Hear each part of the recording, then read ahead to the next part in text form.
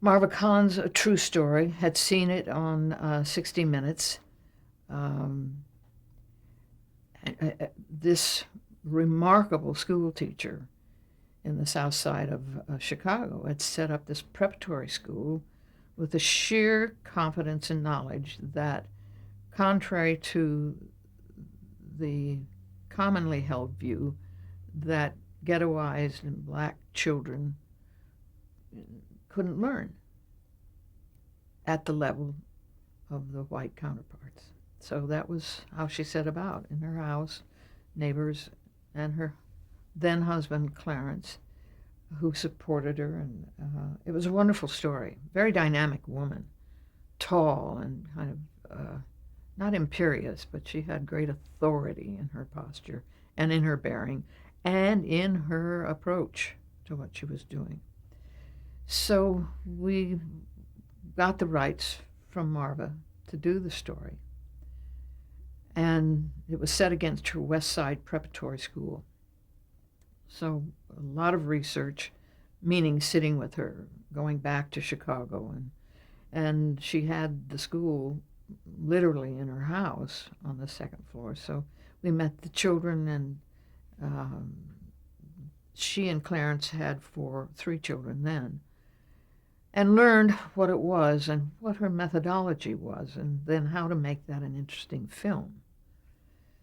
I have a penchant for that kind of material and a love of children, and have, I think, through the process of doing these films, have a highly developed respect for the dynamics of childhood.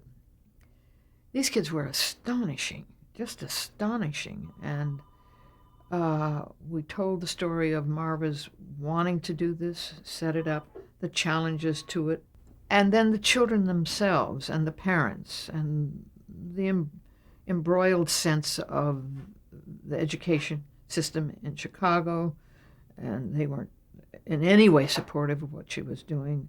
She loved challenges, and she loved people saying, you can't do that, and that was all she needed to hear. But taking, again, like Orphan Train, 3 or 4, maybe 6 children in separate families, some with both parents, some single parents, and some coming from other school systems in which they really were very limited in their ability to learn, simply to learn, the process of learning. She thought it was all in learning how to read, and that she gave them that experience. She had these kids reading Shakespeare and quoting Shakespeare and the other great authors that were, of advanced levels of schooling. They were doing this in second grade and then third grade, and there was one wonderful, wonderful child that represented, I think, one of her favorite students that managed to defy the prognosis that he would never learn. And she called him a shiny, bright dime. And there are moments in it. And, of course, Cicely Tyson was remarkable. She sat with Marva a lot, but that there was a point at which she wasn't willing even to have Marva on the set. She had taken what she needed to know after spending time and absorbed it and made it her own. And actually her performance, she had an uncanny sense of what the interior Marva Collins was like. So it became our first Hallmark Hall of Fame. They knew it was in production and that we were literally in Chicago producing it. And we had a visit from the people representing Hallmark and said, we're interested in this story. We're thinking of sponsoring it. So